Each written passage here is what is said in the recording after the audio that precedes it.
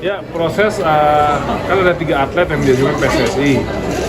Karena suratnya datangnya tidak bersamaan, beda-beda hari. Saat ini ada yang sudah kami kirim ke Kementerian Hukum dan HAM, dan ada yang masih proses klarifikasi. Malaysia iri dengan resminya Mauro Zijlstra sebagai warga negara Indonesia. Timnas Garuda semakin tak terbendung. Jakarta, kabar mengejutkan datang dari Jakarta. Mauro Zijlstra, pemain muda berbakat keturunan Belanda Indonesia, kini resmi menjadi warga negara Indonesia, WNI. Mas Menteri Pemuda dan Olahraga, ya, Mas Dito Aryo Tejo, kemarin di hadapan pers sudah mengatakan bahwa berkas ya, yang disodorkan oleh PSSI ke Kemenpora untuk pengajuan naturalisasi menjadi warga negara Indonesia dari pemain muda Mauro Zijlstra itu sudah sekarang sampai ke Kementerian Hukum ya.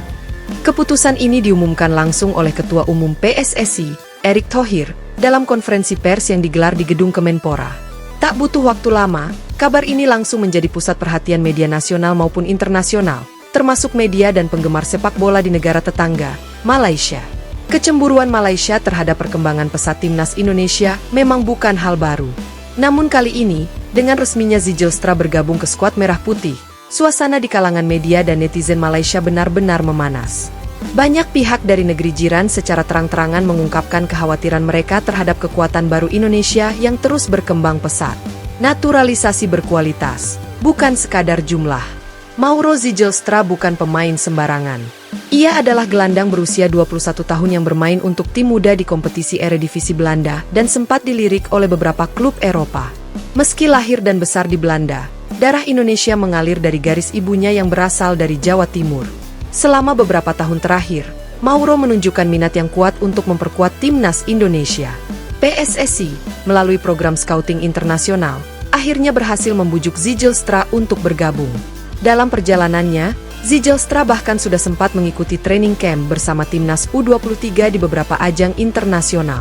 Ia menunjukkan performa luar biasa yang membuat pelatih Shin Tae-yong kepincut dan merekomendasikannya untuk segera dinaturalisasi ke level senior. Sementara itu, Malaysia dinilai masih kesulitan mencari pemain naturalisasi berkualitas tinggi. Mayoritas pemain yang dinaturalisasi oleh Malaysia berasal dari liga domestik mereka atau dari liga kecil di Eropa, dan banyak yang dianggap gagal memberikan dampak nyata. Indonesia tidak sembarang menaturalisasi pemain. Mereka pilih yang muda, berkualitas, dan mau berjuang untuk negara. Ini yang bikin kami di Malaysia jadi iri, tulis salah satu kolumnis olahraga di Harian Metro, salah satu media besar Malaysia.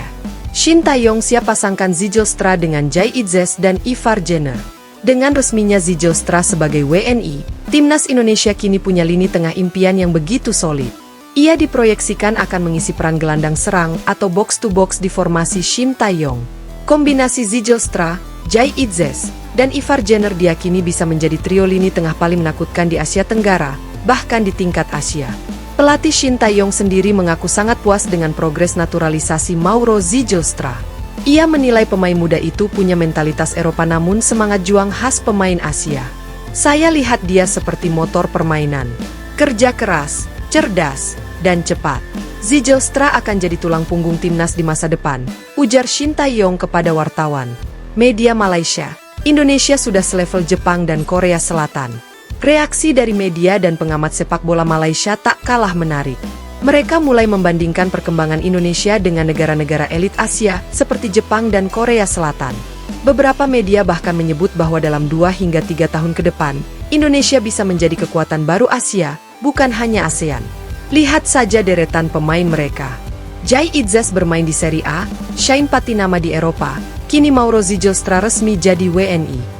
Sementara kami masih berjuang mengembangkan pemain lokal yang bahkan belum mampu bersaing di liga regional, tulis kolom editorial Stadium Astro.